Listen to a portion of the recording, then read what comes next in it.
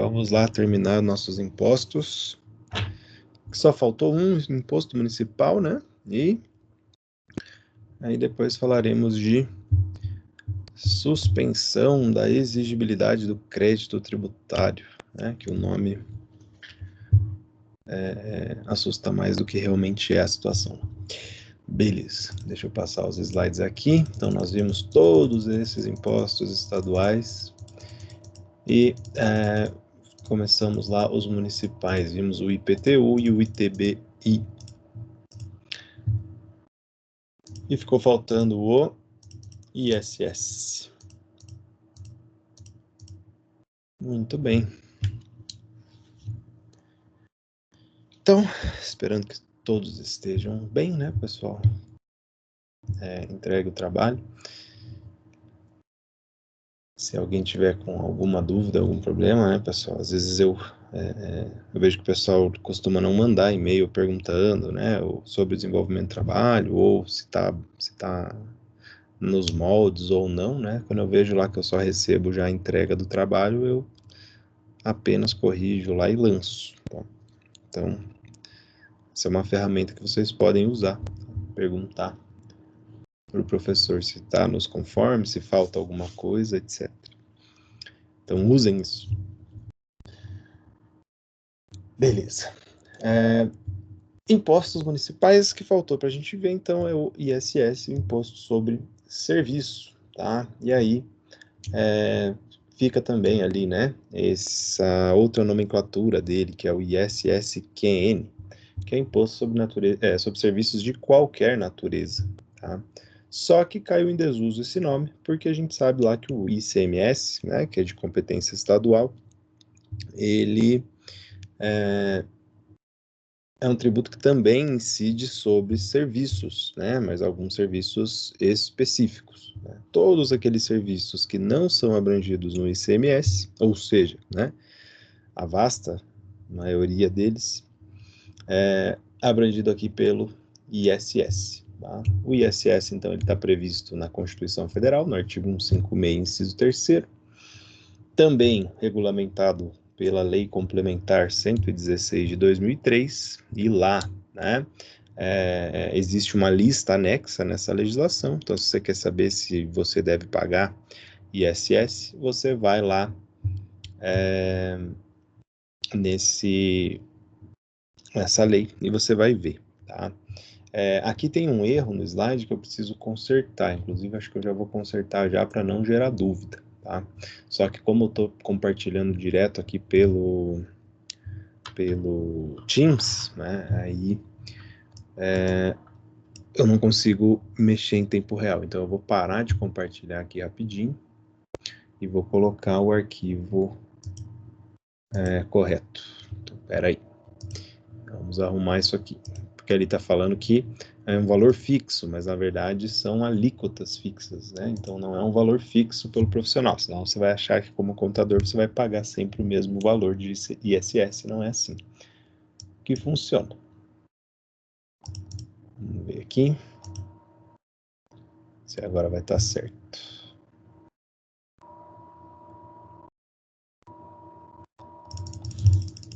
Passa lá para frente. Estava lá para 40 quase. TBI, PTU, ISS. E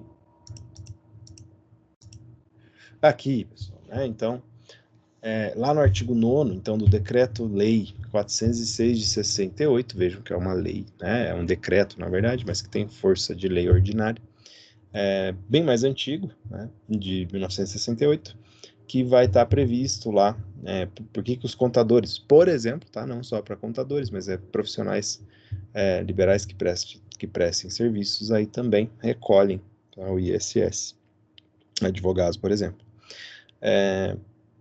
E eu tirei aquele texto ali, né, que fala valor fixo para não gerar dúvida, tá? Porque o valor, né, que a gente vai ver ali, a base de cálculo é sempre o valor do serviço prestado, tá? Legal. Então, Na lei complementar tem a lista dos serviços tributados. Nesse decreto-lei, tá? Tem algum ou outro artigo que não foi revogado pela lei complementar, o artigo 9º é um exemplo deles. Tá? E aí, vejam, essas normas ali, que estão, antes de falar de Curitiba, né, são normas gerais, então elas dão, né, os critérios gerais que qualquer legislação municipal vai ter que seguir quando for regulamentar o ISS, porque como ele é um tributo de competência municipal, os municípios têm que regulamentar a cobrança desse tributo. Só que, né, lá pela nossa hierarquia das normas, qualquer norma, né, de nível federal que faça imposições com relação a essa matéria, então no caso aqui com relação ao ISS, tem que ser atendida e seguida pelo município, tá? Mesmo que a competência tributária seja do município. Então tem regras gerais lá que não podem serem desrespeitadas pelas leis criadas por esses municípios. Como estamos em Curitiba, como estou fazendo como fiz, né, com os outros tributos, estava pegando a legislação do Paraná com relação aos tributos estaduais e com relação aos municipais, pegando a legislação aqui de Curitiba. Então está previsto lá na Lei Complementar 40 de 2001, e aí são vários decretos, né? Eu não ia listar aqui todos eles, porque um acesso rápido lá no site da prefeitura, né, ou jogando no Google ali, né, ISS em Curitiba, vai ter uma página que leva lá, né, para toda a legislação pertinente, tá? Então, saibam, né, que a fonte do direito aqui, a fonte desse imposto, tá, a principal delas é a Lei Complementar 40 de 2001. E aí, às vezes, né, pessoal, às vezes o município, num determinado ano, vai dar alguma isenção, né, ou às vezes vai suspender a exigibilidade do crédito, ou seja, vai dar, por exemplo, um prazo maior para o pagamento de algum imposto, por alguma situação que tenha ocorrido, e aí ela faz mediante lei, né? Então, às vezes é um decreto mesmo da prefeitura, né, na figura lá né, do chefe do Poder Executivo Municipal, que é o prefeito, né? Ele emite um decreto, e esse decreto, né, como a gente está vendo aí dia e noite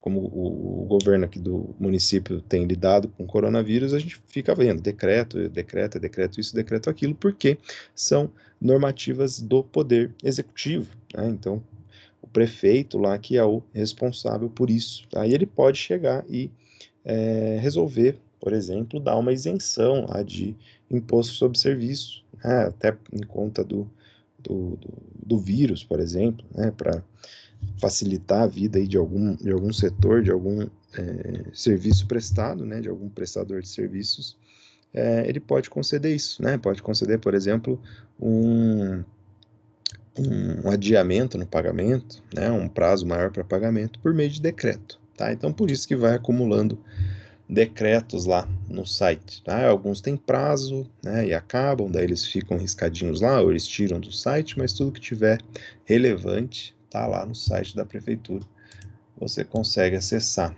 tá? Então, o ponto aqui, né, que nós estudamos, regra geral, norma geral do tributo. Quanto mais, né, específico é um tributo, principalmente esses municipais, né, cada município tem sua legislação para cada tipo de serviço que você vai analisar lá a possibilidade de incidência do ISS, você vai ter que estudar, né, a legislação pertinente, procurar ver se tem alguma exceção, alguma questão que a lei aborde de maneira diferente aquele serviço que você vai estar auxiliando a pessoa, né? Quando você for prestar talvez alguma consultoria, uma assessoria com relação, né? Alguém que está abrindo uma empresa de prestação de serviços, etc., quer saber lá sobre o recolhimento do ISS, você vai ter que pesquisar na legislação específica sobre aquele caso, né? Então, se vocês abrirem, por exemplo, lá a Lei Complementar, né, 116 de 2003 e virem a lista de serviços nos quais incide o ISS, é uma lista gigantesca, né? E dependendo do serviço que você analise lá, pode ser que cada um deles tenha previsões diferentes com relação a isenções, com relação a adiamentos, a parcelamentos, né? E daí tem que analisar caso a caso. Eu deixo uma ressalva sobre isso no último slide dessa aula, tá? Legal. ISS, fato gerador, então. Qual é o fato gerador do Imposto sobre Serviços? Prestar serviço, desde que esse serviço esteja na lista anexa lá da Lei Complementar 116 de 2003 e também desde que ele não seja de competência do ICMS, né? Então são lá serviços de telecomunicação, transporte interestadual e intermunicipal, né? Se não forem esses três, e estiverem na lista, tá? Lá da Lei Complementar 116 de 2003, aí você sabe que será tributado por meio do ISS. Deixa eu ver aqui uma coisa, se vai ficar muito ruim, mas eu gostaria de, já que a gente está falando disso, né? Quero abrir aqui para vocês olharem junto comigo a Lei Complementar 116, só para dar uma olhadinha na lista de serviços aqui. Vamos ver. Eu tenho que compartilhar outra tela, né? Aqui. Estou compartilhando com vocês o meu navegador. Está aqui aberto, tá? Lei Complementar 116 de 2003, fala lá sobre o... Né? Então vejam, né? Uma maneira aqui até de aproveitar isso aqui para falar. Sempre que forem abrir a lei, se você não está seguro sobre o que ela falar, ou não vai começar, né, a ler artigo por artigo para descobrir, geralmente ela vem com uma ressalva aqui em cima dizendo, né? Essa lei aqui, ela fala sobre o quê? Ele diz lá, dispõe sobre imposto sobre serviços de qualquer natureza, ao nome SSQN, tá? De competência dos municípios e do Distrito Federal, na qualidade ali, né, de município, e dá outras providências. Beleza. Aí ele tem as previsões sobre o ISS, né, as regras gerais sobre ISS. Aí a gente vai ver que são 10 artigos, tá, que falam aí sobre o ISS dentro dessa legislação. Aí vem, né, logo após, né, veja, a lei de 2003, quem sancionou essa lei foi o presidente Lula na época, tá? E aí vem uma lista de serviços, tá? E essa lista de serviços é o que considera-se tributável a fim de ICMS, para incidência do ICMS, não, perdão, do ISS.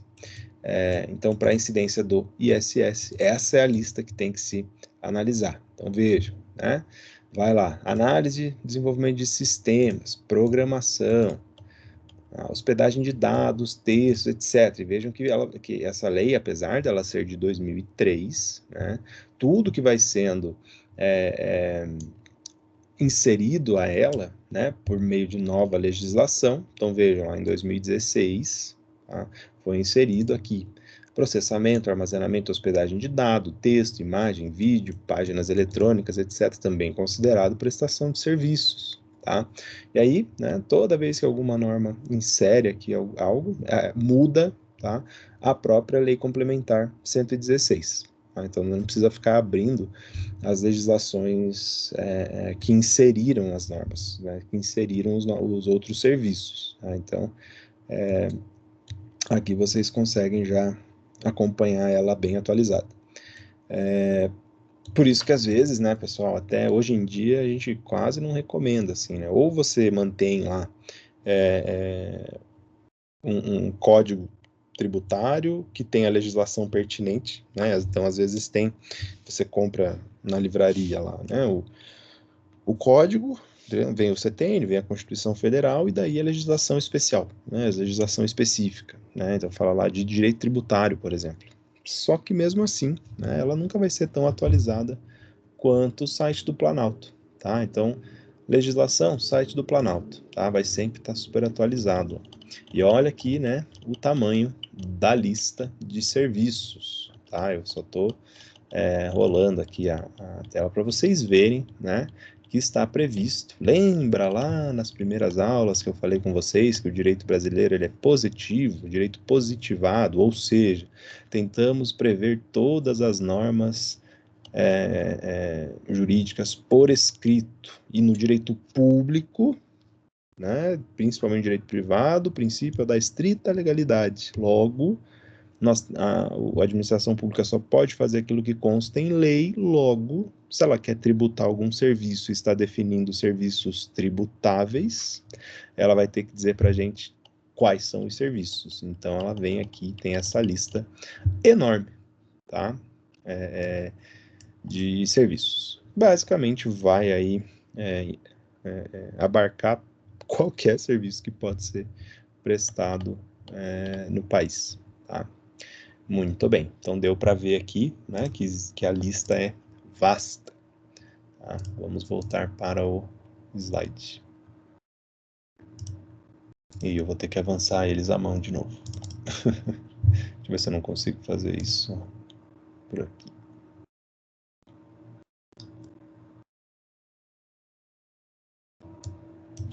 Consigo fazer.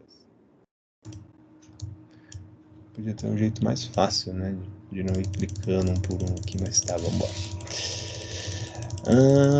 ISS, cadê você? PTU. Aqui. Muito bem. Então, se não for, né, aqueles abarcados pelo ICMS, o ISS vai cobrir toda essa lista que está prevista na Lei Complementar 116. Beleza. Primeiro ponto ali, né, pensar em fato gerador. Às vezes, algum serviço ele vem acompanhado de mercadorias, né? Então, a gente pode ter um problema quando a gente mistura uma mercadoria com um serviço. Então, pensem lá, né, no exemplo que eu estou dando ali.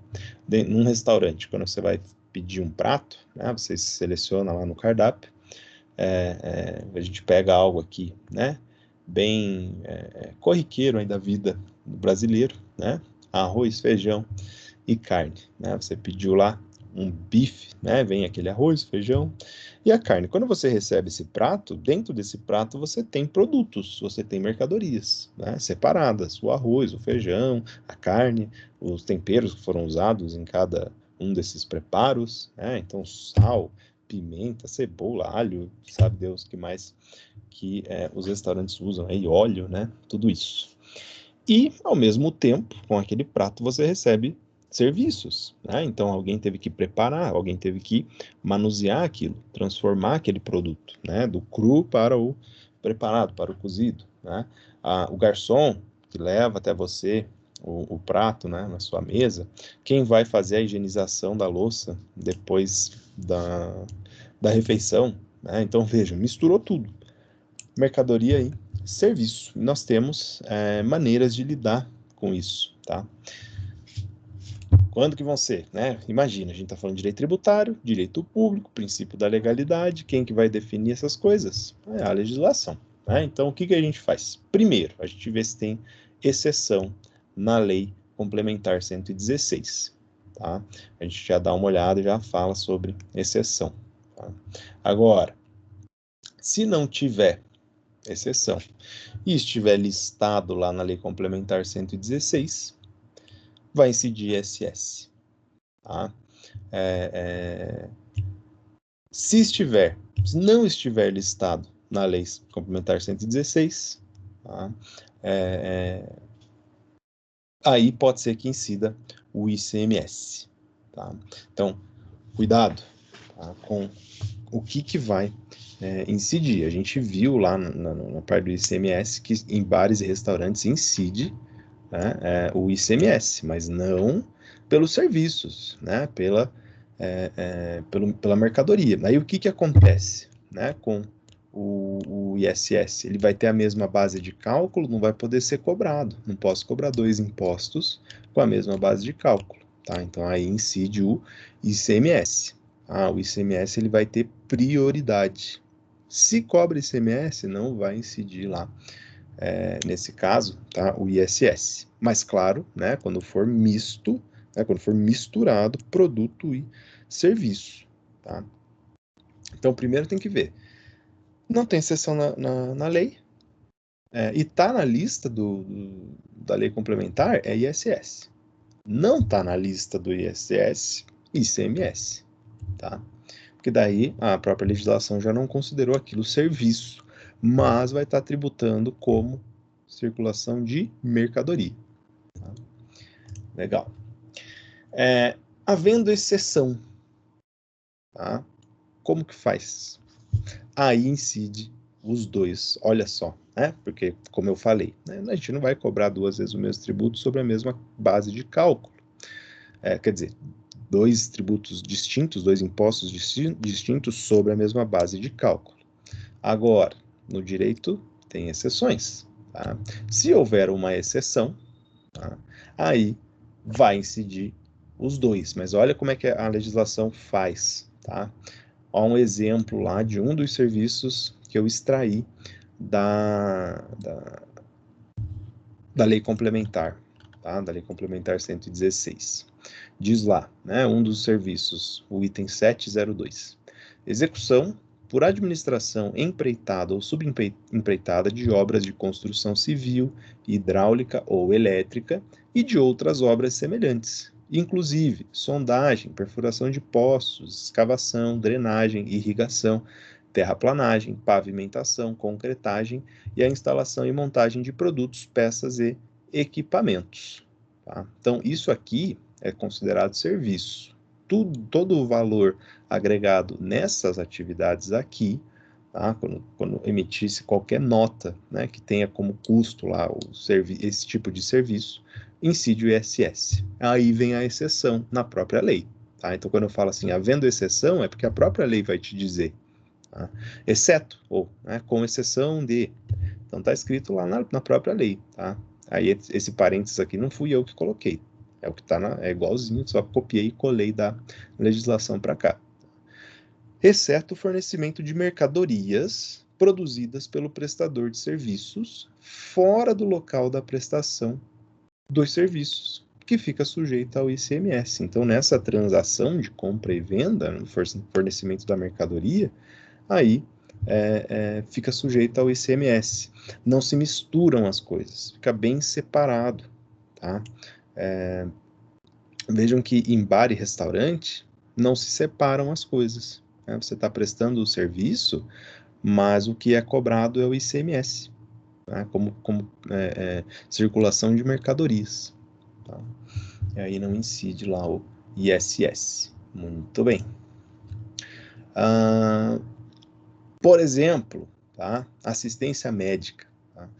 É tão discutido isso, né, pessoal? Porque, vejam, qualquer possibilidade, né, de não pagar um tributo, né, de se ver lá livre do pagamento de algum tributo, já que a carga tributária realmente ela não é, vamos dizer assim, gigantesca, né, mas ela com certeza não é pequena. Então, qualquer possibilidade de deixar de pagar algum tributo, né, que a legislação não faça previsão expressa, sempre é tentada pelo sujeito passivo, né, pelo contribuinte. E aí teve muita discussão nesse sentido. Tá? Então, por exemplo, aqui na assistência médica, tá, tudo o que consta da conta hospitalar fica sujeito ao ISS, daí dava discussão, né, porque lá no hospital você também tem esse problema da mistura. Né? Então, você vai receber lá, enquanto internado, né, você está recebendo a medicação, você está recebendo alimento do hospital, tudo isso são mercadorias, né, são produtos. Poderia incidir o ICMS, né, ao mesmo tempo que você, enquanto está internado, tem lá a atenção médica, tem a atenção de enfermagem, que são serviços. Tá? E aí, com a discussão, né, com a repetição na discussão, o STJ editou lá a súmula 274, para dizer o quê? Que o ISS ele incide sobre o valor dos serviços de assistência médica, incluindo-se neles refeições, medicamentos, diárias hospitalares. Tá? Misturou tudo numa coisa só e falou, não, isso aqui, tá, na parte hospitalar, é tributado como um todo pelo ISS. Tá? Não separa o que é ICMS do que é ISS. Vai tudo num pacote só. Tá? Daí aqui tem o número da súmula, quando ela foi, né, editada, vejam que em 2003, né, com a chegada aí da lei complementar, já estava isso em discussão, né, e aí provavelmente lá o STJ fixou o entendimento. Então agora para o hospital é assim que funciona, tá? E aí vejam como a gente está falando caso a caso. Então eu dei o exemplo de restaurante, dei o exemplo dos hospitais aqui, dei o exemplo ali da construção civil e todos aqueles serviços. Vejam como depende, né? Eu não posso falar para vocês como um todo, senão a gente tinha que pegar um serviço, né, de cada vez, de todos os previstos lá na lei complementar, e comentar um por um, né? Fica inviável isso. Isso, quando você for lidar, né, até na prática, você não vai lidar com todos de uma vez. Quer dizer, pode até ser que aconteça, né? Vamos torcer até que aconteça que o seu cliente seja aí um grupo econômico que presta todos os serviços imagináveis, né, que estão presentes lá no... Que aí, com certeza, você não vai estar ganhando pouco para fazer uma consultoria desse nível, né? Mas, de qualquer maneira, né, você vai ter que sentar lá e abrir um por um para pesquisar o recolhimento do tributo, tá? E vejam que não é só para o ISS, né? Vai ser para todos, né? Não esquecer lá das nossas contribuições, né? Da PIS, da COFINS, dos tributos municipais, estaduais, dos impostos municipais, federais e estaduais. Então, análise vasta aí, caso a caso. Beleza. Aqui, pessoal, tá? Tem uma controvérsia, né? Houve controvérsia, uma discussão sobre sujeito ativo, né? Vejam, se você tem uma empresa, né, que a sede fica em Curitiba e você presta um serviço em São Paulo, tá? Então a sua sede é aqui, mas você manda, vamos dizer lá, um técnico, né, de informática, né, lá para São Paulo para realizar um serviço. Nesse serviço, né, quando você tiver que recolher o ISS, você vai recolher para o município de São Paulo ou para o município de Curitiba, né? Qual será o sujeito ativo capaz? Vejam que isso aí pode dar um problema, né? Se você não sabe, você recolhe errado, depois de repente vai chegar para você lá uma notificação, né, de inscrição na dívida ativa, às vezes uma execução fiscal, e você nem está sabendo por quê, porque você recolheu errado o tributo ISS. Tá? Então, qual que é o entendimento atual para isso? Aonde que eu vou pagar? Tá? A Lei Complementar 116, ela diz, depende, né? Como sempre, no direito depende. Tá? Regra geral, tá? Regra que não é exceção, é que você recolha no local da sede. Tá? Então, se a tua sede é em Curitiba, prestou o serviço, mas a prestação de serviço fisicamente ocorreu lá em São Paulo, você mandou um técnico para lá. Mas a sua sede é daqui, a sua empresa é daqui, recolhe o tributo, o imposto em Curitiba. Tá? Agora, tem exceções. Tá?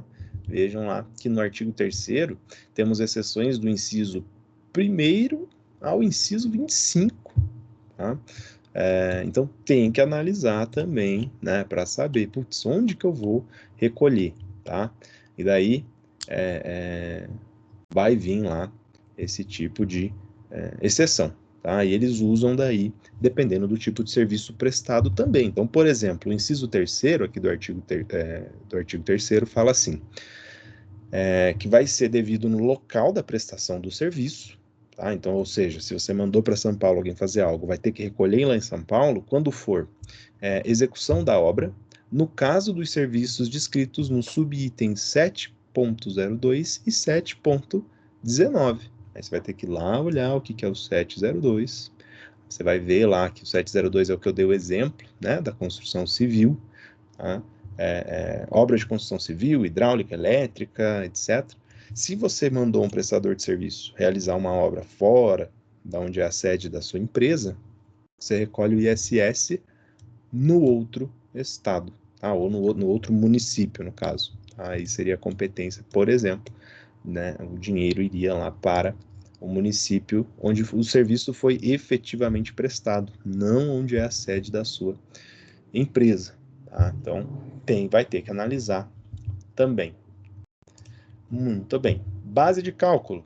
Qual é a base de cálculo? O valor do serviço prestado, o valor que você coloca na nota, né? Vejam que serviço, né, pessoal, não é como mercadoria, não é como produto. É mais difícil você dar um preço, né, objetivo. Quanto vale o serviço? Né? Quanto vale a sua mão de obra, por exemplo? Né? Quando você vai prestar aí uma assessoria, uma consultoria contábil, quanto vale a sua hora técnica? Né? Sei lá, talvez o código de ética do contador estabeleça um mínimo, né? Mas é um mínimo. A gente fala, é um piso, é o mínimo que você deve cobrar de maneira ética. Né? Você fala, professor, mas tem gente que cobra menos, etc. Ok, é um problema ético, né? Mas o valor do serviço, né, geralmente é aquilo que se entende, né, como o valor que você está agregando para a pessoa. De qualquer maneira, aquilo é subjetivo. Tá? Então, por isso não é um valor fixo. Tá? Muito bem. Alíquota, quanto é? Tá? Ela varia de 2% a 5%, dependendo do tipo de serviço que é prestado. Em Curitiba, tá? Lá no artigo 4º da Lei Complementar 40, vai definir as alíquotas. Então, dependendo do tipo de serviço prestado, nós teremos alíquotas diferentes. Tá? Exemplo aqui, vamos abrir a lei complementar aqui de Curitiba. É interessante notar também, pessoal, vocês abrirem a lei de Curitiba, essa lei complementar 40, ela também tem uma lista de serviços tributáveis, tá? Ela também traz uma lista. Artigo 4º, cadê? Eu estava lá embaixo, vendo a lista dela. Tá aqui. Por exemplo, tá? As alíquotas do imposto são 2% para os serviços de transporte coletivo, arrendamento mercantil, né, o leasing, o famoso leasing, serviço para destinatários no exterior, escolas de ensino fundamental, educação pré-escolar, educação média de formação geral e ensino, a atividade de unidade central de atendimento, os call centers, por exemplo, né, um serviço prestado que a alíquota do ISS é de 2%. Tá? Assistência técnica remota, tá? E aí vai uma lista, né, até chegar lá ao máximo aqui da alíquota do ISS em Curitiba, que é 4%, tá, para serviços, né, de hospitais, sanatórios, manicômio, casa de saúde, pronto-socorro, operador de plano de saúde, tá, cooperativa de serviços, aí os cartórios, né, então serviço de registro público, cartório e notarial. O serviço acaba, às vezes, saindo um pouco mais caro, porque as alíquotas de ISS, né, são maiores para esse tipo de serviço prestado, tá? E lembrem que daí, né, o ISS ele acaba sendo repassado lá para o consumidor final. Né? Você faz um cálculo de quanto, no fim das contas, o seu serviço vai custar, quanto de ISS você vai ter que recolher, e aí você já cobra isso lá do seu consumidor final. Tá? Então, você repassa essa cobrança. Claro que não de maneira clara, tá? Porque a competência não, perdão, o sujeito passivo, né, é quem presta o serviço. Então, você que vai recolher esse tributo. Mas, para você não ter, entre aspas, um prejuízo, esse tributo geralmente é repassado para o consumidor final. Tá? Bacana. Então, já vai estar incluído no preço lá que, incluso, né, no preço que o consumidor vai pagar. Tá? Mas quem recolhe o tributo é você. Bacana. Algumas isenções, né, que são mais notórias, não são todas, tá? Que não dá para ver todas, mas até porque isso também vai mudando, né? E também depende de município para município, mas temos lá isenção desse tributo para exportação de serviços, tá? Aqueles que são iniciados no Brasil e concluídos no exterior. Não incide o ISS, tá? A maneira de fomentar aí, a nossa exportação de serviços. Tá? O que mais?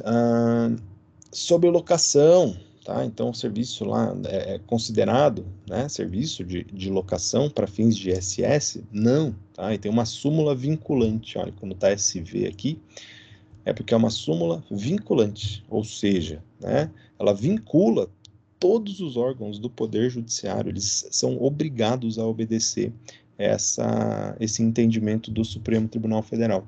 Tá? Então, diz lá, é inconstitucional a incidência do Imposto sobre Serviços de qualquer natureza, ISS, sobre operações de locação de bens móveis. Tá? Então, para qualquer tipo de bem móvel, tá? Veículos, etc. Não estamos falando de imobiliária, serviço de locação de imóveis. Estamos falando de serviço de locação de bens móveis. Tá? Muito bem. Outra súmula, tá? Que fala sobre incidência. Vejam que essa aqui não é uma súmula vinculante, tá? Mas mesmo assim, tá? Quando existe entendimento do Supremo Tribunal Federal, apesar da súmula não ser vinculante, ela não obrigar os outros órgãos do Poder Judiciário a julgarem, né, de acordo com ela, que vejam, na súmula vinculante, né, aqui no exemplo da 31, se você entrar com uma ação para discutir ISS sobre locação de bem móvel, tá, o juiz lá de primeiro grau, ele não pode julgar contra isso aqui. Ele vai aplicar a súmula vinculante. Tá? Agora, na súmula comum, né, que é o entendimento do tribunal, do STF, por exemplo, o juiz pode julgar ao contrário. Ele pode falar, embora tenha a súmula, meu entendimento é outro. Tá? E ele tem essa liberdade. Tá? Diz lá que o ISS não incide sobre depósitos, comissões e taxas de desconto cobrados pelos estabelecimentos bancários. Tá? Então, aqueles tipos de serviços, né, prestados pelas instituições financeiras, neles não incide o ISS. Tá? Em tese, para até, né, possibilitar aí, esses serviços serem um pouco mais baratos, né, para o consumidor, sendo que o ISS ele vai ser transferido lá no fim da cadeia econômica para o consumidor final. Assim como ISS, ICMS e afins. Né? Muito bem. Professor, Diga. só desculpa atrapalhar. A Fernanda Barreto disse que está tentando entrar na aula, não está conseguindo. Poxa, aqui ela não aparece, né? Como assim, porque antes aparecia para eu aceitar ou não a pessoa na aula. Agora, como não tem mais isso, eu não consigo ver ela. Pois é. Eu não tenho assim controle sobre como ela acessa lá. Obrigada. Imagina, se eu pudesse ajudar, ajudaria com certeza. Isso. Mas está sendo gravado, eu vou subir a aula. Eu sei que está atrasado, eu subi as aulas lá. Eu sempre, como eu acabo a aula, a hora que eu termino a aula aqui com vocês e aperto para finalizar, leva um tempo para me disponibilizar a aula ali no chat. E não é um tempo de 10, 20 minutos, não. Leva algumas horas para ficar disponível para eu poder baixar a aula e subir para o YouTube. E aí, quando eu vejo, já foi, eu ainda não subi. Eu chego da aula e lembro que eu preciso colocar lá, mas eu vou disponibilizar. Muito bem. Conclusões aqui, então, sobre os nossos impostos. Pouquinha coisa, só para dizer, algo que eu já falei para vocês e vou repetir aqui rapidamente. Tá? Vejam, pessoal, uma coisa que a gente pode notar é que essa disciplina de direito tributário é uma disciplina para vocês de 80 horas. Então, duas vezes por semana. Só que essa matéria legislativa, ela é muito vasta, ela é muito grande. Então, e mesmo na graduação, se você for estudar direito lá, você acaba que na graduação mesmo não tem tempo hábil para a gente explorar imposto por imposto. Veja, digo no sentido de pegar a legislação de cada município, é impossível isso, a legislação de cada estado já fica inviável em questão de tempo. Então, o importante aqui é vocês entenderem, as fontes do direito, ou seja, saber a legislação pertinente, como procurar e onde procurar. Então, sabendo que o ISS é um imposto, de competência do município, quando alguém estiver te consultando, você quiser saber sobre esse imposto, você precisa primeiro se perguntar de que cidade, de que município que você está falando. Fala, poxa, é sobre o ISS em Colombo, vai ter que pesquisar a legislação de Colombo. Fora isso, tem a legislação geral, tá? Que é aquela que eu passei para vocês ali, a Lei Complementar 116. Tá? Então, vejam, né, como cada tipo de imposto ele incide de maneira única em cada situação, a gente vai ter que, sempre que for falar de um imposto, por exemplo, né, a empresa que produz produto XYZ, né, você vai ter que ver que tipo de produto é, né?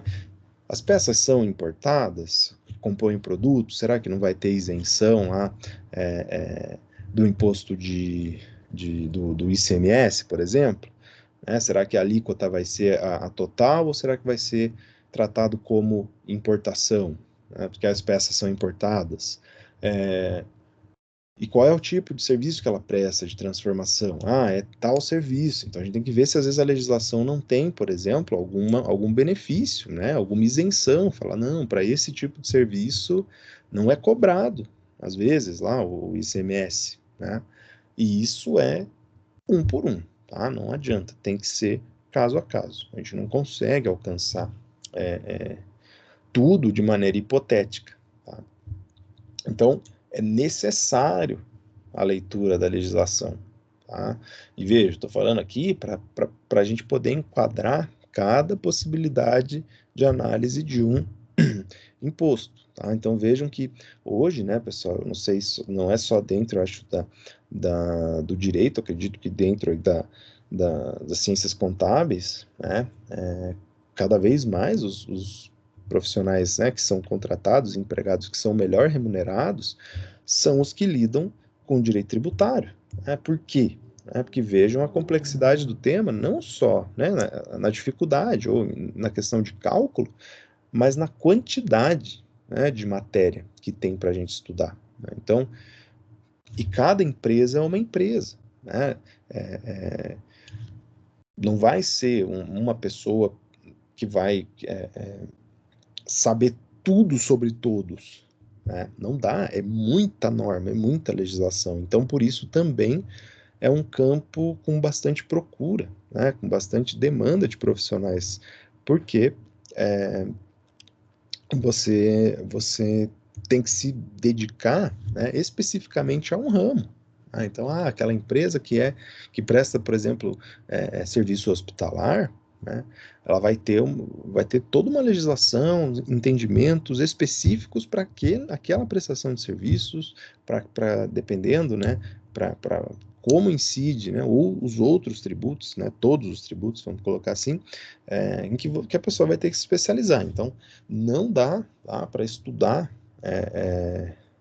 só de maneira geral,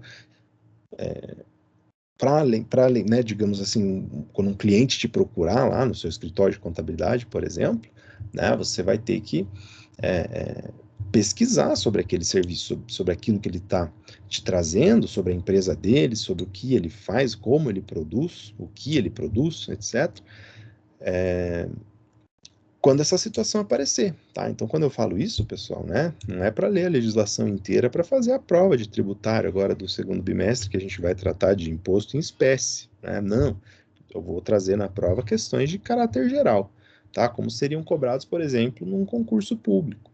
Tá? No concurso público também, eles vão colocar às vezes, né? Por exemplo, tem algumas áreas que são notórias. Né? Então, por exemplo, essa da área médica é notório, né? A área médica nada, bem grande. Então, beleza, uma coisa ou outra, assim, eles vão até cobrar em concurso. Né? Já na minha avaliação, não precisa se preocupar com isso, que a gente vai falar mais sobre as questões gerais, tá? Como foi apresentado para vocês. Mas, isso que eu estou falando agora, não é preocupado com a disciplina, com nota, não. É preocupado com o futuro de vocês aí na atuação da contabilidade, né? Que é, peguem, saibam, né, onde é a fonte de cada imposto, e depois, né, que aparecer lá um cliente procurando assessoria, consultoria, alguma coisa nesse sentido, você vai pesquisar pormenorizadamente, né, cada informação que ele te passar lá sobre o que ele precisa, tá?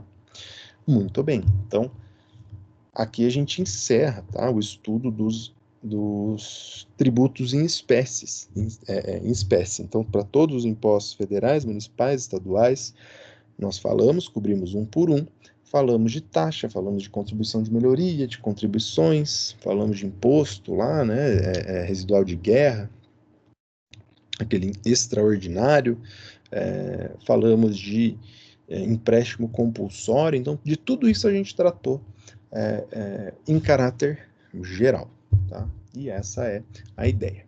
Agora, pessoal, né? Vejam, nós estamos aí 3 aulas, contando com a de hoje, né? Então, semana que vem, as nossas últimas 2 aulas antes da avaliação, o que falta a gente analisar aqui são, né, as questões de suspensão do crédito, tá? Que eu vou falar agora, vou já trocar o slide aqui para o próximo, e responsabilidade criminal, né? Falar um pouquinho de direito penal, tá? E aí vai ser na sexta-feira da semana que vem, tá? Então agora vamos falar um pouquinho de suspensão de exigibilidade do crédito tributário. Muito bem. Esse slide, como é que ele ficou? Suspensão da exigibilidade do crédito. Lembram do crédito tributário, pessoal? Lembra do caminho lá da regra matriz de incidência tributária? Né? A gente tinha a hipótese de incidência, aquilo que a legislação prevê, né? Quando que vai incidir o tributo. Aí a pessoa pratica o fato gerador, ela faz aquilo que a lei descreveu. Dali nasce a obrigação tributária, né? Então, vai ter aquela conversa, né, entre a administração pública e o sujeito passivo, quem praticou o fato gerador. O sujeito passivo vai ter que pagar o tributo, né? Você, o contribuinte. É proprietário do bem imóvel? Vai pagar IPTU. Tá? Quem vai receber? O município, responsável lá pelo IPTU. Legal. Para realizar essa cobrança, né, o município precisa consolidar o crédito tributário, precisa firmá-lo, né, precisa que ele se torne concreto. Então, para concretizar o crédito tributário, lembra que o Estado tem que realizar o lançamento. Né? Daí nós vimos lá as hipóteses de lançamento. Né? O lançamento de ofício, o por declaração e o por homologação. Legal. Quando a gente chega à conclusão, quando o Estado vem, ele vai te cobrar, por exemplo, o IPTU, né, que é um tipo de imposto cobrado de ofício, né? Então chega para você aquele bloquinho lá dizendo assim, olha, o valor venal do seu imóvel é X, você é proprietário desse imóvel, então você praticou o fato gerador, você deve pagar IPTU, a alíquota do IPTU é de 0,2, 0,5, 1, 2, 3%, dependendo lá onde se enquadra o imóvel, em Curitiba, por exemplo. E você vai ter 2 opções: pagar o tributo ou impugnar esse tributo. Então, com o crédito tributário constituído, né, você, contribuinte, vai ter que pagar ou vai poder reclamar. Tá? Muito bem. Opa, derrubei um negócio aqui. Muito bem, muito bem. Então, retrospectiva da constituição do crédito tributário. Tá? Quando a administração pública constitui esse crédito tributário, né, quando ele entende que já é devido por você, já fez o cálculo e já sabe quanto é devido, tá? Isso, ele passa a ser exigível. A administração pública pode exigir isso de você. Então, até ela fazer o lançamento, né, até ela fazer o cálculo, enviar, ou pegar a sua declaração e ver se está correta a declaração e o pagamento para homologar, ela tem um prazo, que é um prazo, né, que a gente chama de decadencial, não precisa decorar isso, tá? Mas é um prazo de 5 anos para poder ou te lançar esse tributo, lá mandar a notificação para sua casa, dizendo pague o IPTU, o valor é X, pague o IPVA, o valor é X, ou, né, 5 anos para homologar, né? Então você pagou lá, você declarou seu imposto de renda, você declarou quanto de renda você ganhou e já pagou o tributo. A administração pública tem 5 anos para estar sobre isso. Se ela não fala nada em 5 anos, passou esse prazo, homologou, não tem mais como reclamar de nada. Tá? Muito bem. Então, quando você pratica o fato gerador, vamos usar continuar usando o IPTU aqui de exemplo. Então, no dia 1º de janeiro do ano, você é proprietário de um imóvel. O município de Curitiba vai te mandar uma notificação falando: ei, proprietário do imóvel, você precisa pagar o imposto predial territorial urbano, no valor de tanto, porque o seu imóvel vale isso aqui, vale 100 mil, a alíquota é 0,5%, tá? Então, R$500, você tem que pagar, pague, tá? Para fazer isso, para enviar esse boletim para você pagar, a administração pública tem 5 anos. Depois que ela enviou esse boletim para você pagar, ou para você impugnar, né, recorrer, falar que não tem imóvel, que aconteceu algum erro, sei lá, ela vai ter mais 5 anos para exigir esse crédito, para cobrar de você na justiça. Tá? Então, se você não pagar, você deixa de pagar, eles vão te inscrever na dívida ativa, que é o nosso Serasa aí da dívida pública, né? E vai correr esse prazo, tá? De 5 anos para eles ingressarem com uma ação. E essa ação é uma ação chamada de ação de execução fiscal. Tá? Vai para uma das varas da Fazenda Pública. Mas, né, em alguns casos, tem algumas possibilidades aqui de suspensão da exigibilidade desse crédito. Tá? Você vai suspender, você vai parar por um tempo a possibilidade da administração pública te exigir essa cobrança. Tá? Então, vejam, né? Quando a gente passou por toda essa via sacra aí de constituir o crédito, chega lá na hora, tá? De pagar, por exemplo, e você consegue fazer com que a administração pública não consiga te cobrar, pelo menos por um tempo. Às vezes você pode ter razão, às vezes você pode não ter razão. Tá? Mas, tendo razão ou não, a gente vai ver aqui que em alguns casos, ainda assim, a administração pública fica suspensa, a exigibilidade fica suspensa, né? A administração pública fica impossibilitada de te cobrar o tributo. Não quer dizer que excluiu o tributo, pessoal, tá? Então, ó, a diferença entre a suspensão da exigibilidade, né? Então, estou suspendendo o poder de exigir a cobrança, muito diferente de que é extinguir a cobrança, acabar com ela, falar que ela não existe mais, tá? Então, aqui a gente está falando sobre suspensão. Beleza. Tá? Então, quando isso acontece, então, quando o fisco vem cobrar essa dívida e você não paga, tá? Você pode recorrer ou pagar, você não faz nenhum dos dois, por exemplo, tá? No prazo lá, eles te inscrevem na dívida ativa e podem cobrar na justiça esse valor. Beleza. Tá? Aí entram lá com uma ação de execução fiscal. Muito bem. Agora, né, a lei te dá algumas hipóteses, né, de defesa, ou até mesmo para o Estado, ela dá algumas opções para que esse crédito fique suspenso. Tá? Segura aí um pouco. Né? Aquela história assim, calma, antes de eu te pagar, vamos discutir se isso está certo ou errado. Se descobrir que está certo, beleza, eu pago, não tem problema. Tá? Mas se tiver errado, eu não devia pagar, então eu tenho essa possibilidade de discutir. Quais são as hipóteses, tá, que são previstas aí para segurar essa cobrança? A primeira delas é a moratória, a segunda é o parcelamento, terceira, o depósito integral, mas calma, né? Que você olha, depósito integral, parece que você pagou o tributo, né? Você fez o depósito integral do valor, extinguiu o tributo que você pagou. Não, não é isso. Calma lá. O recurso e o processo administrativo, tá? E daí, né, o que é mais jurídico aqui, que é liminar em mandado de segurança e tutela antecipada em ação ordinária. Chegando lá eu explico para vocês, né, como funciona o mandado de segurança, uma ação ordinária, etc. Muito bem. Moratória. Então, a moratória vai suspender a exigibilidade do crédito. Quando? Né? Então está previsto lá no inciso 1º do artigo 151 a 155 do CTN, faltou aqui, tá? Mas é do Código Tributário Nacional, que é um benefício tá?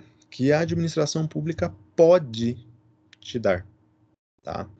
Veja, quando a gente fala em moratória, em mora, nós estamos falando em prazo, algum prazo que estourou, algum prazo que excedeu, tá?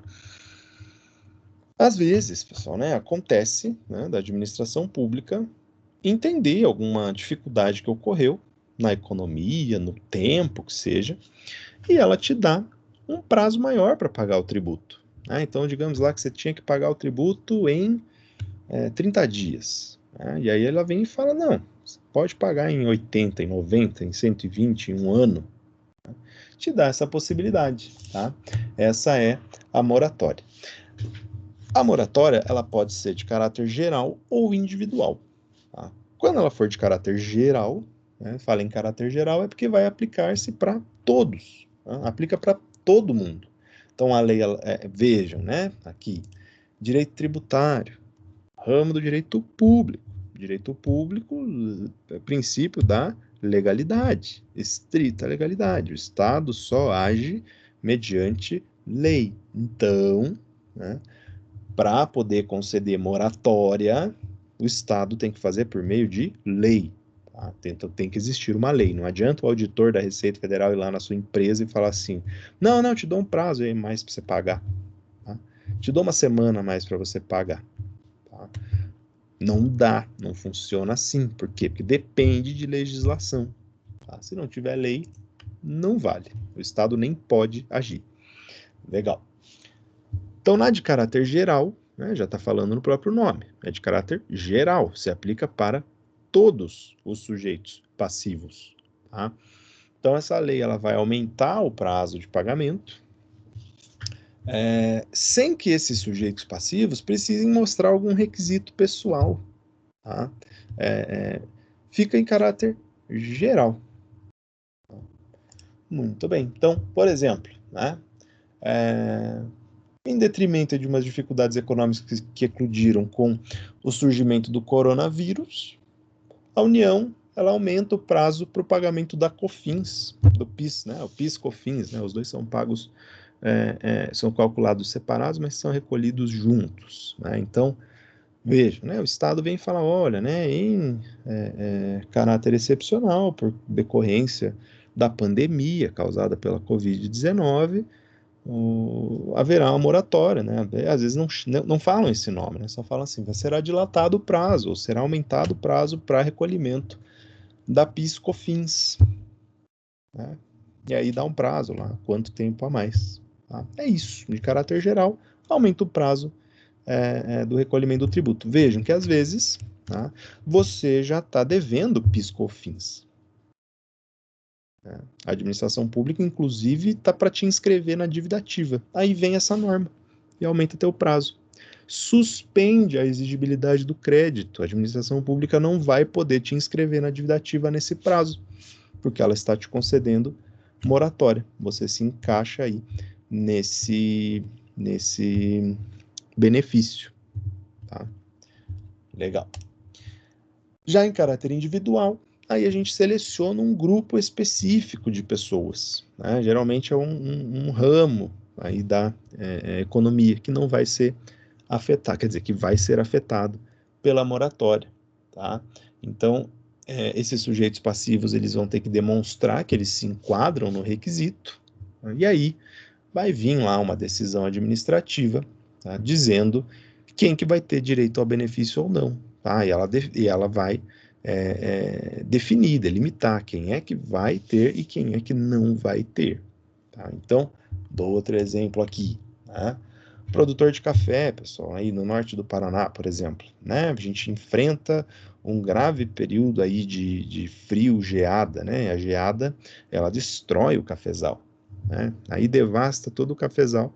Aí vem lá o Estado, né, e concede uma moratória, fala, poxa, né, em detrimento de força maior, né, a força da natureza, que muitas vezes imprevisível e incontrolável pelo ser humano, né, causou um impacto econômico muito grande, logo o Estado pode dar pode ter essa empatia, né, e falar, não, vamos dar um prazo maior aí, né, ou recolhe junto na próxima safra, alguma coisa nesse sentido. Mas a ideia aqui é aumentar o prazo para recolhimento do tributo, tá? Muito bem. Então, primeira espécie de suspensão dessa exigibilidade do crédito tributário, tá? Veja, a moratória ela só vai abranger créditos definitivamente constituídos, tá? Já lançados ou que já tenha sido iniciado o seu lançamento, tá? Com a notificação do sujeito passivo. Tá? Ela tem que saber de qual tributo ela está tratando, tem que saber de quais são os sujeitos passivos que estão sendo atingidos, né? E o porquê, né, o que está causando a possibilidade dessa moratória ser instituída. Tá? Então, o crédito tributário, porque vejam, né, é uma suspensão da exigibilidade do crédito. A gente passa a pensar que para suspender a exigibilidade, o poder de exigir esse dinheiro, esse crédito tributário, tem que existir já o crédito tributário. Se ele não existe ainda, eu vou suspender a exigência do quê? Tá? Não faz sentido daí, não vai ter o que exigir. Beleza. Tá? Então, moratória é a primeira delas, é conceder um prazo maior para o recolhimento do tributo. Legal. Próximo, parcelamento. Tá? Então, está lá no 151, inciso 6º do CTN. Tá? Vejam, até o ano de 2001, era considerado uma espécie de moratória. Né? Você para pensar, fala, bom, se aumenta o prazo, a moratória aumenta o prazo para o pagamento do imposto ou do tributo, então, o parcelamento, quando o Estado te dá essa possibilidade de parcelar o pagamento do seu tributo, nada mais é que um tipo de moratória, porque ele aumentou o prazo para você, só que dividiu em parcelas, mas está aumentando o prazo de uma certa maneira, tá? Só que em 2001, a legislação, a Lei Complementar 104, adicionou esse artigo 155A na CLT. E aí ela prevê o parcelamento expressamente como uma nova modalidade de suspensão da exigibilidade do crédito. Tá? Então, para fim doutrinário, ela não é um tipo de moratória, ela é um tipo específico de suspensão. Então, se o Estado resolveu parcelar sua dívida, seu tributo devido, ele não vai poder continuar exigindo esse tributo de você, por exemplo, na justiça. Então, lançou o tributo, chegou a notificação para você, você não pagou, não fez, não impugnou. Aí eles entram com uma ação fiscal, entram com uma ação de execução fiscal lá na vara da Fazenda Pública. Você vai lá na prefeitura, por exemplo, você vai discutir um imposto municipal, você vai lá na prefeitura e pede parcelamento. Tá? E a prefeitura te concede o parcelamento do tributo. Suspendeu a exigibilidade do crédito. Esse processo judicial fica suspenso até você pagar o tributo. Tá? Vejam, suspenso. Por quê? Porque se você descumprir o parcelamento e não pagar, o processo vai continuar andando normal. Aí ele volta a tramitar. Mas enquanto está parcelado, parcelei em 10 vezes, o processo vai ficar suspenso até você terminar de pagar a 10ª parcela. Tá? Se você pagou a parcela antes, se você deixou de pagar a parcela lá no 5º mês, por exemplo, o processo volta a tramitar, vai abater lá aquilo que você recolheu durante esse período e etc. Tá? Que mais? O parcelamento ele tem que sempre ser previsto em lei específica, então a possibilidade de parcelar tributos, vejam, quando a gente fala em necessidade de lei específica, pessoal, é bem claro que é por conta de ser um ramo do direito público, precisa de lei para poder valer, tá? Então, se nós estamos falando, então a lei específica do ente federado que tem a competência para tributar. Você está falando do IPTU, vai procurar parcelamento na lei de quem? Dos municípios, porque o IPTU é um imposto de competência dos municípios. Está falando do ICMS? Vou procurar se posso parcelar o ICMS. Onde? Na lei estadual, que o ICMS é um imposto de competência dos estados, tá? Aqui, né, se tiver multa, já vai incidir, né, e às vezes já parcela junto à multa, tá? E sempre vai incidir juros, tá? Os juros de mora sempre incide, tá? E aí o índice, né, de correção, aí, o índice que é utilizado para cálculo de juros, não da correção, é a taxa Selic, tá?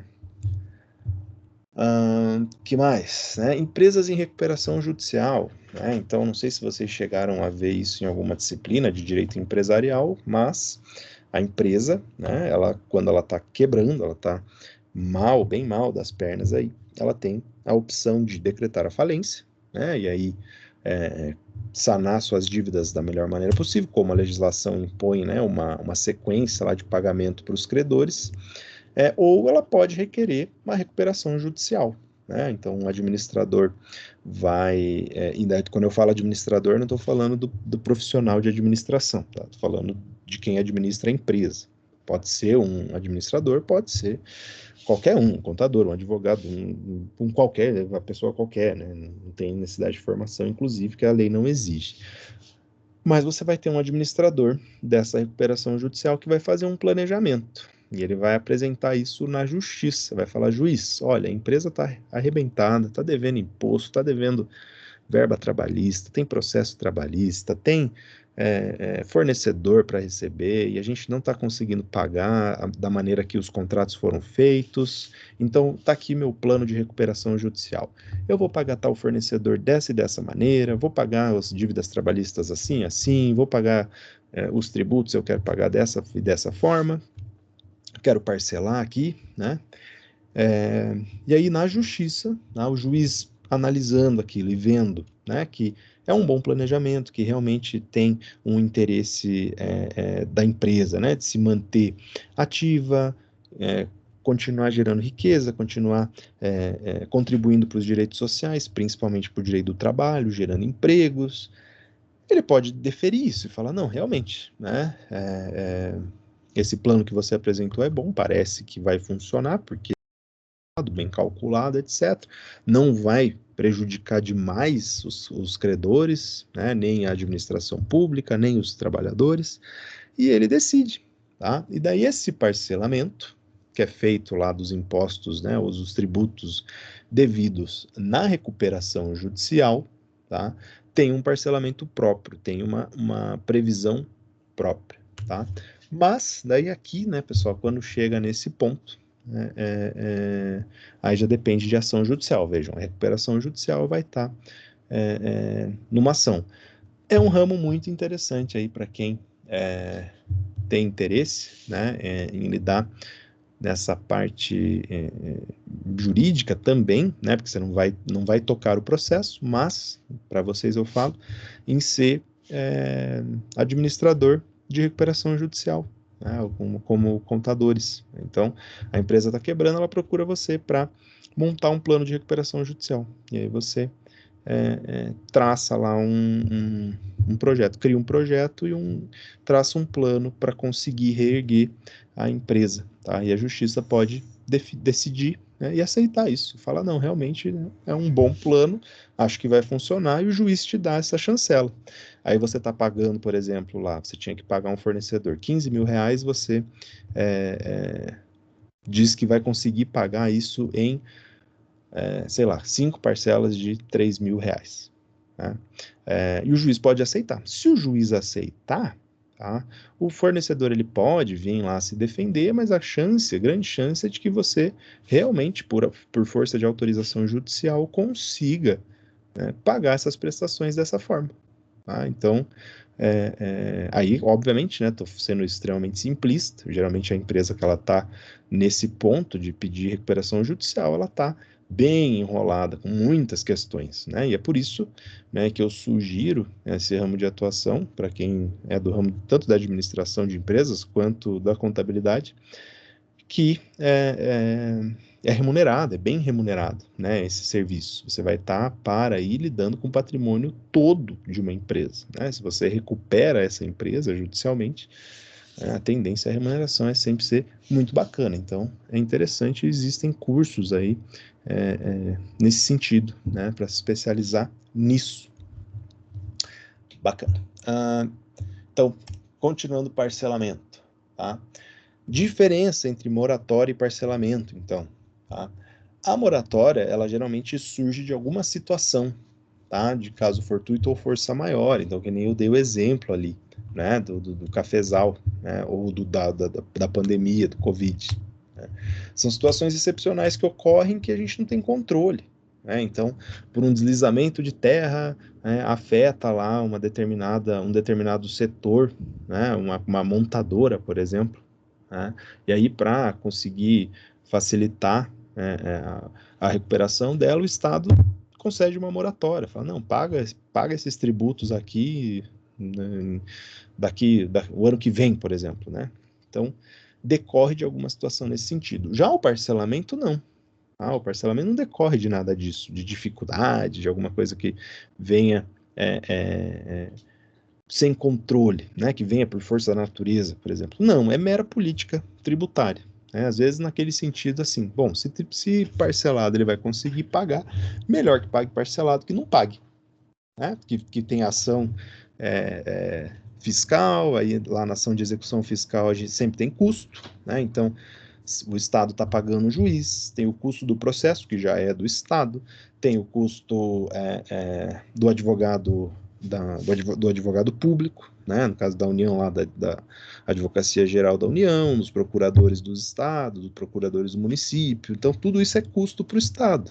Então, por uma questão de política tributária, fala, não, vamos parcelar o tributo, porque aí, né, essa pessoa arcando, eles não perdem direito, talvez percam um pouquinho de tempo, né? A pessoa está pagando, né, receita que está entrando, né? Parcelou em 10 vezes, legal.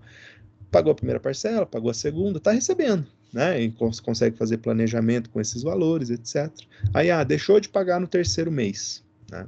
Pode incidir multa, além de tudo isso, e volta a tramitar o processo. O Estado, em tese, ele não sai perdendo tanto assim, né? Então, por questão de política tributária, vale a pena, né?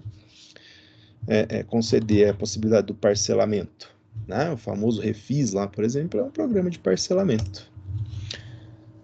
Aqui, né? Então, quando eu faço o parcelamento, se suspende a exigibilidade do crédito e também suspende o prazo prescricional, pessoal. Então, veja, a pessoa pensa assim, olha, eu vou fazer o parcelamento porque está chegando perto do prazo, né? O Estado só veio me cobrar esse tributo, ele fez o lançamento, constituiu o crédito, ele pode me cobrar isso, e ele fez isso depois de 4 anos e 8 meses, tá? Da declaração lá que eu fiz. Então você pensa, faltam 4 meses para prescrever o direito do Estado de me cobrar. Ele não vai poder entrar com ação no judiciário mais e vai acabar, eu não vou precisar pagar mais esse tributo. Aí você pede um parcelamento, né? Passa lá os 4 meses, você paga e depois no quinto você não paga mais e diz que o Estado não pode mais exigir de você o tributo porque passaram os 5 anos. Não funciona assim, né? Óbvio. O parcelamento, ele suspende o prazo prescricional, ele para esse prazo, tá? Mas vejam, suspende, tá? Então, não dá para usar, né? Dá uma despertinho nesse sentido que não vai funcionar, tá? E aqui também, muito interessante notar, é que a ação penal, pessoal, tá? Por algum crime cometido aí contra a ordem tributária, sonegação, por exemplo, tá? Também é suspenso com parcelamento, tá? E aí aqui eu coloquei entre parênteses, sorvete na testa. Por quê? Né? Porque vocês não vão esquecer mais disso. E um antigo professor meu que falava isso, né? Meu professor o que a gente conhecia, né? Chamava ele, né? De Chemin, era Rodrigo Chemin, ele era promotor de justiça e ele falava isso, né? Falava que essa lei, né, do parcelamento, aí o que fornecia parcelamento como suspensão da exigibilidade do crédito, era a lei sorvete na testa. Por quê? né, pessoal? Porque oferece para quem é desonesto uma vantagem sobre quem é honesto, pessoal. Então, veja, o Estado ele tem o dever de fiscalizar e cobrar lá os tributos. Quando o tributo ele é pago por declaração, quando ele é feito por homologação, você tem que declarar e recolher o valor. Então, lá, por exemplo, um dos maiores que se recolhe, que é o imposto de renda da pessoa jurídica, por exemplo, a própria pessoa declara o quanto deve pagar e já recolhe o valor, né, e paga. Muito bem. Então, pensem lá em 2 cidadãos, né, que abrem,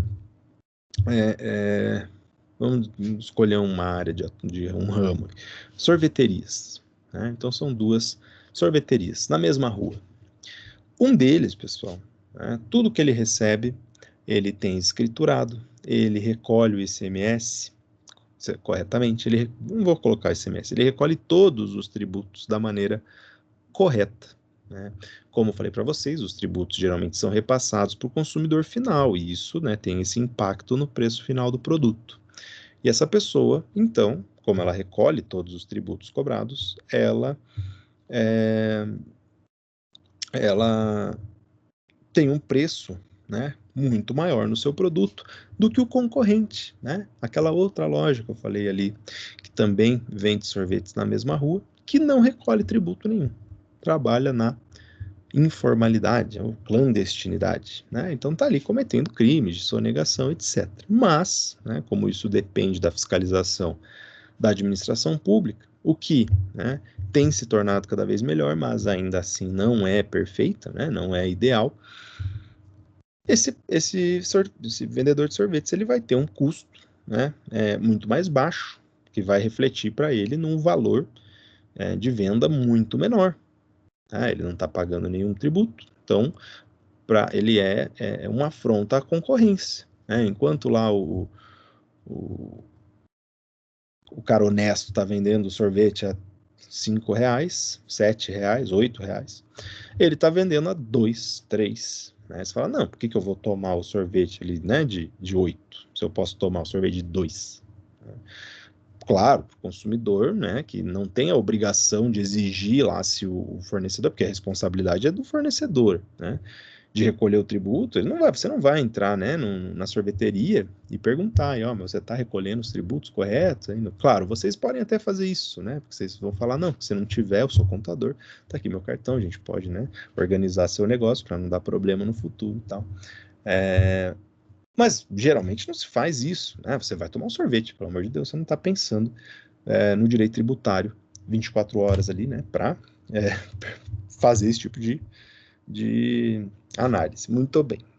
Aí passa um tempo, né? Aquele vendedor de sorvete que está próximo aí do que não paga imposto, ele não aguenta a competição, né? Ele vai quebrar. Por quê?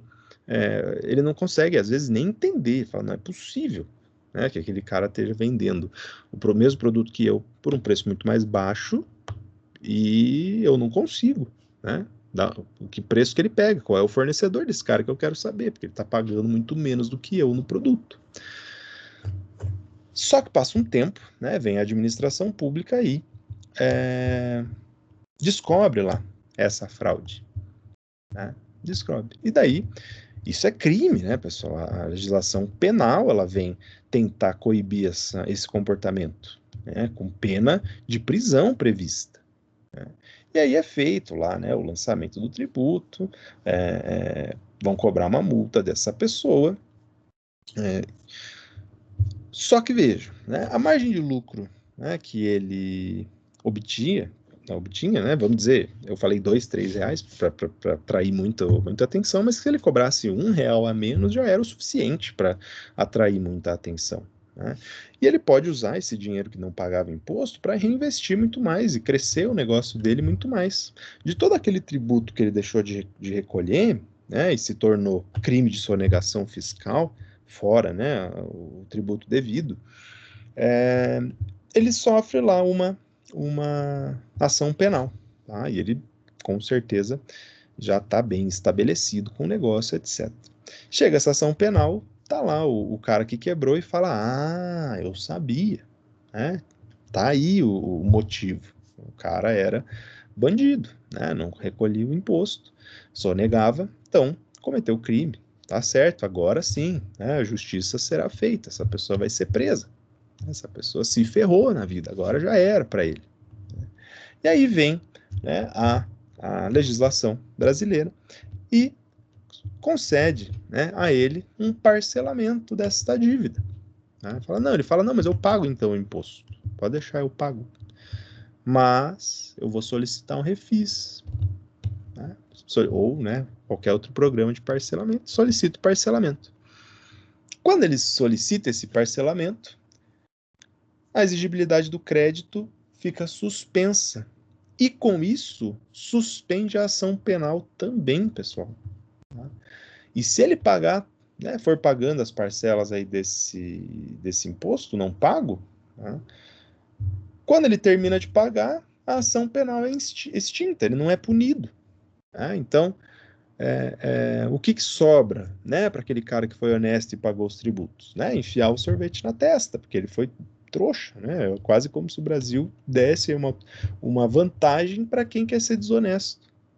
Né? Porque a pessoa vai ter a exigibilidade do crédito suspensa, a ação penal suspensa, né? Não vai sofrer o processo, mas daí vai pagar parcelado ainda a dívida que aquele outro, né, cidadão estava pagando sempre em dia. Né? Muito bem. Então, aqui tem uma decisão, tá, pessoal, que eu trago aqui do Tribunal do Paraná, Tribunal de Justiça do Paraná, segunda Câmara Criminal, que diz lá, tá, é um habeas corpus, então tinha alguém preso, né, por crime tributário, artigo 1º, inciso 1, 2 e 4 da Lei 8.137 de 90, tá, que lá prevê os crimes contra a ordem tributária, tá, e daí dizia lá, supressão do pagamento de tributo, do ICMS, supressão é não pagamento, tá, como? Mediante omissão de registro de operações tributadas em livros fiscais. Ele não lançava, né? Não emitia nota fiscal. Né? Ou se emitia a menos, né? Os valores para recolher menos tributo. Pleito de trancamento da ação penal. Então, esse habeas corpus estava pedindo o quê? Para parar o processo penal. Alegação de falta de justa causa, constrangimento ilegal evidenciado. A justiça entendeu que foi um constrangimento ilegal isso. Por quê? Porque houve parcelamento do débito após o recebimento da denúncia. Tá? Mas, né, a necessidade de oportunizar, quando fala paciente aqui, pessoal, é porque quem recebe habeas corpus é tratado como paciente. Então, se você está preso, eu ingresso com habeas corpus, você é o paciente do habeas corpus. Tá? O habeas corpus é conhecido como um remédio constitucional, né? Então ele é aplicado ao paciente. E você também é paciente porque você aguarda pacientemente, né, a sua soltura. Tá? Você está preso. O integral pagamento do tributo, ou seja, para quem está respondendo a ação penal por sonegação fiscal, né, por não pagar tributo, tá? O Estado tem que dar a oportunidade de pagar. Tá? Sendo claro que o objetivo do parcelamento é a quitação integral do débito. Tá? Então, eles concederam a ordem para suspender essa ação penal, a pessoa não vai responder pelo crime, até o integral pagamento do tributo, fica parado o processo. Se não pagar, volta a responder a ação criminal. Se pagar, acaba o processo. Tá? E a pessoa não é presa, nada acontece, porque ela pagou o tributo, que dava ensejo, né, dava possibilidade da existência da ação penal. Tá? Então, revoltem-se, né, ou né, não sei, né, não usem isso como uma orientação para cliente, né, fala, não paga o imposto, que você não pagar, depois você parcela e não é preso, porque cuidado, né, às vezes acaba esse programa de parcelamento, mas fica aí, né, essas considerações que vocês têm que saber como profissionais da contabilidade. E é isso para essa semana, pessoal, né? Próxima aula nós terminamos aqui exigibilidade, suspensão da exigibilidade, temos outras modalidades. Falaremos um pouco sobre responsabilidade penal, né? Alguns crimes aí contra a ordem tributária, e aí encerramos nosso bimestre, beleza? É isso, pessoal, obrigado.